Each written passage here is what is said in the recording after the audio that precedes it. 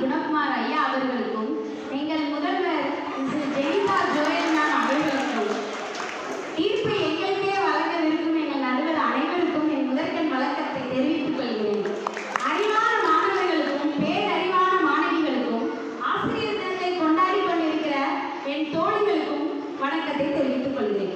இரவு முழுவதும் வாங்கு வாங்கு என்று செல்போனில் பாயிண்ட்ஸ் எடுத்துக்கொண்டு அதில் தூங்கியே என்று பேச வரை எதிரணியினருக்கும் வணக்கத்தை தெரிவித்துக் கொள்கிறேன்.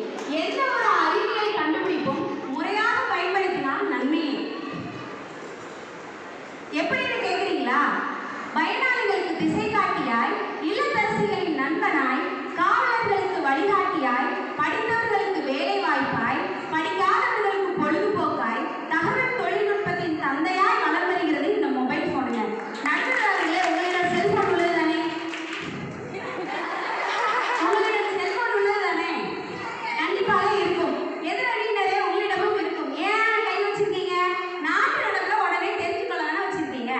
ஆடியில காத்து அடிச்சா அம்பி கூட நான் பறக்குமா? ஆனா புரட்டாசியில வெயில ஆளையே புரட்டி போடுன்னு சொல்லுவாங்க. ஆனா இப்ப ஆடியில காத்தும் இல்ல, புரட்டாசியில என்ன இல்ல, வெயிலும் இல்ல. அப்போ சுனாமி எப்போ வருதுன்னு தெரியல, புயல் எப்போ வருதுன்னு தெரியல.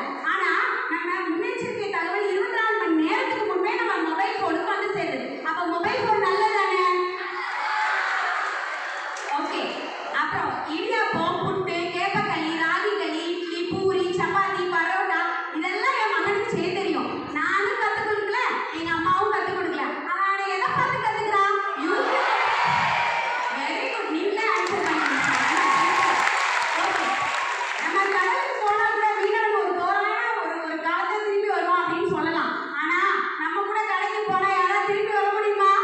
நம்மளால சொல்ல முடியாது எப்போ வருவோம் அப்படிங்கிறது. ஆனா செல்போன்ல அதுக்கும் லாபம் கொண்டு வந்துட்டாங்க.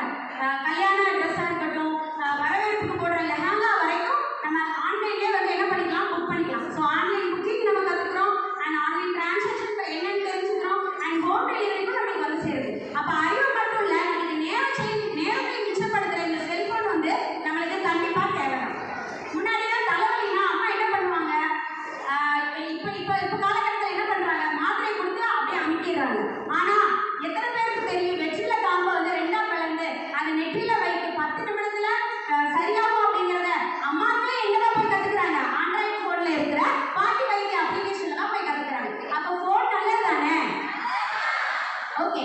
காந்திஜி சொன்னாங்க, ஒரு பொண்ணு நடுராத்திரில 12 மணிக்கு வெளியில வந்தா அதுதான் சுதந்திரம் அப்படின்னு சொன்னாங்க. ஆனா இப்போ என்ன பண்றாங்க பெண்கள்? இப்போ 1 மணியானாலும் சரி, 2 மணியானாலும் சரி, தனியா போயிட்டு வராங்க.